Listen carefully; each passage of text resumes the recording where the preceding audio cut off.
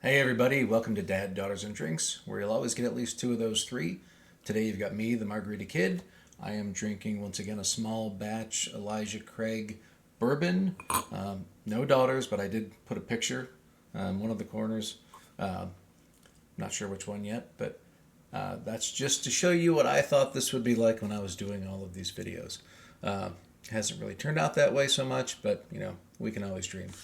In any case, today we're going to be reacting to Red Hands Never Fade, the next track in the Queen of the Murder Scene live at Lunario journey we've been taking. And after the last song, I had misinterpreted the lyrics some. I was thinking that there was still kind of obsession, but more in the head still. And then I found out she had actually, some of the lyrics that I were thinking were more metaphorical, where actually she was tying up and stabbing him. So I guess she kind of snapped a lot faster than I thought she was going to. And so now Red Hands Never Fade, I'm guess, is referring to the hands that she stabbed him with. They're covered in blood, and even though you clean them, psychologically you're probably always going to have to be dealing with that. This person seems like she's going to be dealing with a lot of things psychologically, even more than just the red hands. But in any case, we're going to go ahead and listen and see what this track holds in store.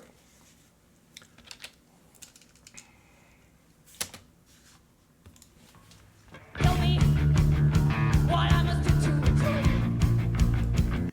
Should say, tell me what I must do to atone? Tell me what I must do to atone. So she thinks like she can make it better now? I think the guy's dead. I think it's a little late.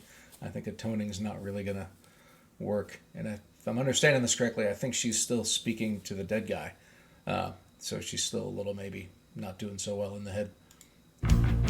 For what I did to your soul. Tell me to step over fire. What is your desire to say it's done? One more and it'll be done. The game you already won. I don't think he won anything. Invincible, I am bleeding, I'm pleading, listen to me. I know that it was just a mistake, but you don't forget, that you don't forget, to tell you, to tell me, to tell you that it's alright.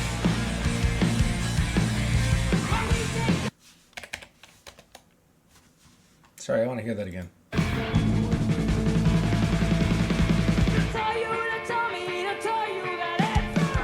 To tell you, to tell me, to tell you that it's all right. That's like one of those triple negative kind of things. I have to figure out exactly what she's saying there. She's saying, I'm telling you to tell me to tell you that it's all right. Yeah, that's not going to work. But it's kind of a cool line.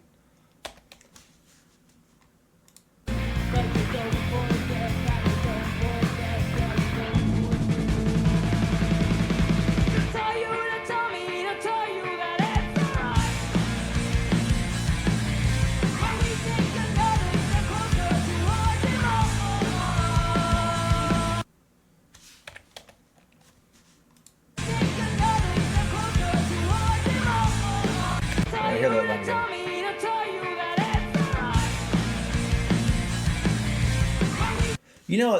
The reason I like that line, there's a song by Massive Attack, the name is escaping me of the song, but there's a line in it that says, I'm looking back at you to see you looking back at me to see me looking back at you. And I think it reminds me of that song. But it was actually the next line I wanted to hear, though.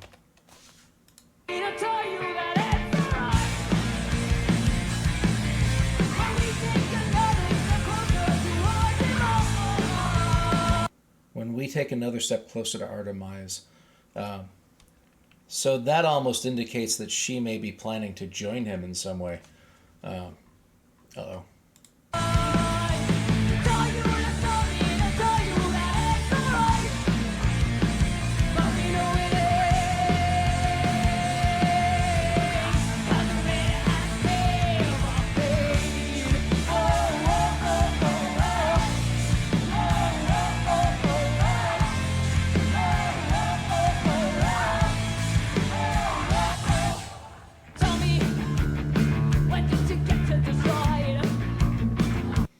hearing Allie's bass a lot better this time, so I want to go back and hear that again. Tell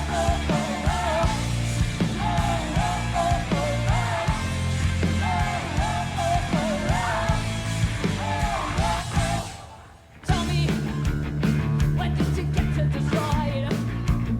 Was it a matter of pride? Tell me, when did you get to decide?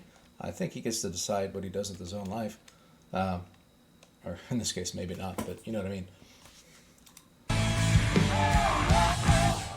Tell me, when did you get to decide? Was it a matter of pride? If it's the price of betraying, what is it I'm paying? It's overdue.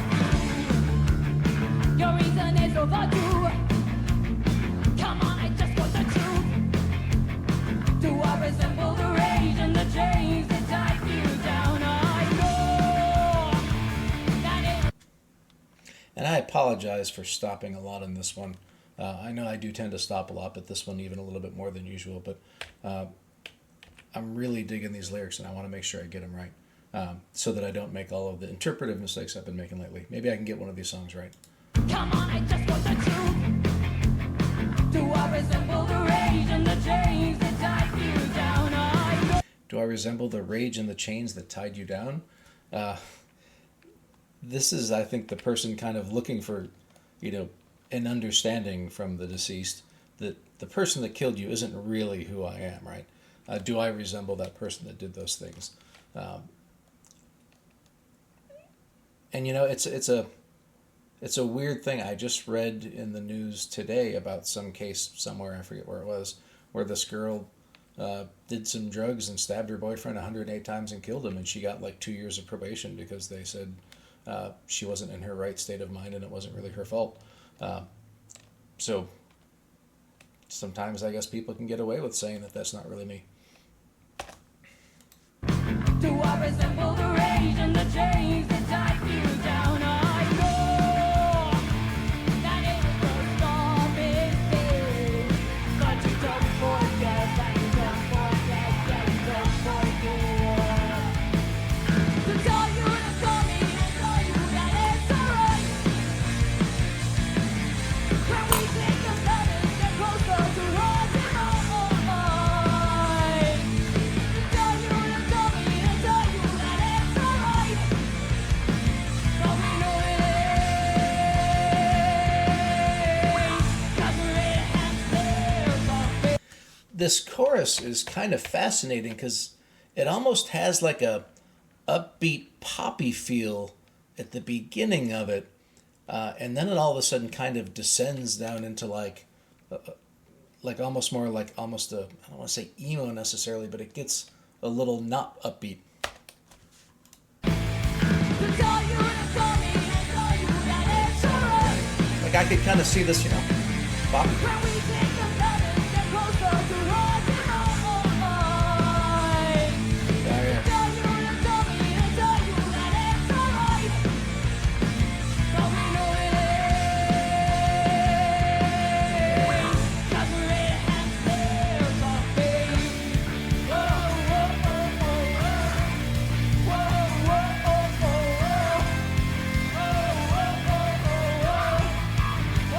I said poppy, but it's almost more like a Ramones, what used to be more punk, upbeat kind of punk stuff that these days is, maybe a little more mainstream than it was back when it came out. But that's almost what it's reminding me of.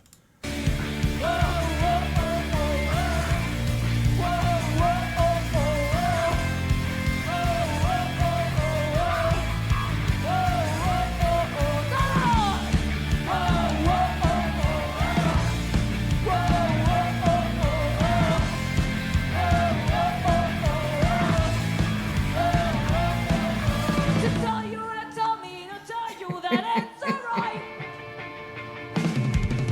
When we think of love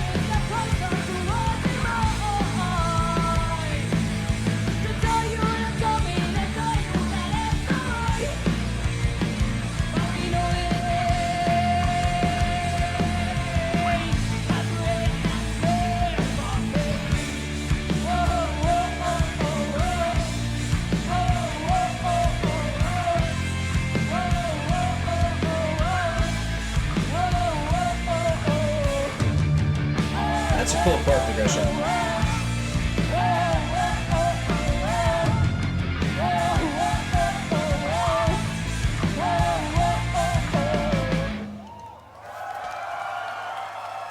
Nice.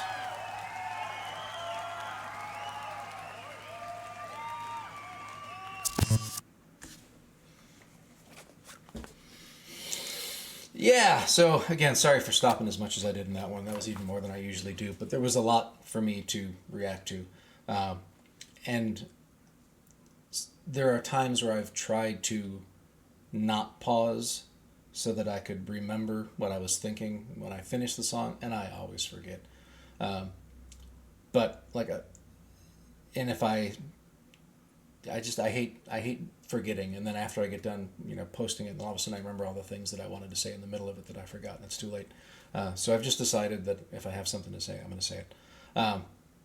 And so this one, I think there's, the red hands never fade. There's a certain amount of remorse, but it's in a strange place because it's still in this kind of, I'm going to feel guilty, but I want you to understand that it wasn't really my fault, right? There's kind of the still like victim blaming going on, right? Was it your pride? I think she said, why do you get to choose, or when did you get to decide? Things like that really make it seem like she's still kind of blaming him for their relationship not working, and so kind of forcing her to do what she did, even though at the same time she still seems to be admitting that she's going to have to deal with, the ramifications of what she did. And now whether or not she's able to deal with those ramifications may be what the rest of the songs are about, because I think there's further descent into madness that's going to be happening, which I could see, if you're somebody who was really in love with somebody and then you snapped and killed them, and now you're having, guilt about what you did, that's just going to take your already clear psychological issues and just make them a lot worse, which seems like the last thing that they've needed here. And I guess I thought, this is just kind of an aside, but I was thinking from the beginning that there would be a little bit more back and forth between Danny and Pau as kind of the queen and the girl a little bit. But this is clearly, mainly been Queen singing, almost exclusively, except for the first song, and maybe I think there was some maybe double singing in the second song, or maybe that was even the first song. And it is called The Queen of the Murder Scene, so I shouldn't be surprised that it's the Queen that's doing all of the singing. But I'm wondering if there are going to be songs later on where Pau gets back to singing again. In any case, this was a great song. I really enjoyed the song. Some pretty cool bass lines, some pretty cool chord progressions, and a lot of times the things that they do like that are a little subtle. For whatever reason, I had mentioned in the last one that I think Ali's bass seems a little quieter in this concert than in other ones I've listened to. But I was able to hear her okay on this one. Still not as much as I'd like, but better. Maybe that's because there was less other music going on. But there was a lot of really cool musical stuff happening. I'm trying not to point out the same musical things over and over and over again because they're so good. I could just sit there keep pointing things out, and there's no need. Which maybe is why I focused more on the lyrics today than anything. So I did look ahead at the name of the next song, but I'm drawing a blank as to what it is. I actually looked at the next few titles, and you can kind of see that there's some darkness coming up ahead just based on the titles of the tracks themselves. So in any case, I'm going to go ahead and wrap up. I've been yabbering too long anyway. Thanks everybody for joining. I appreciate you being here with me. I hope you have a good day, and yeah, see you in the next one.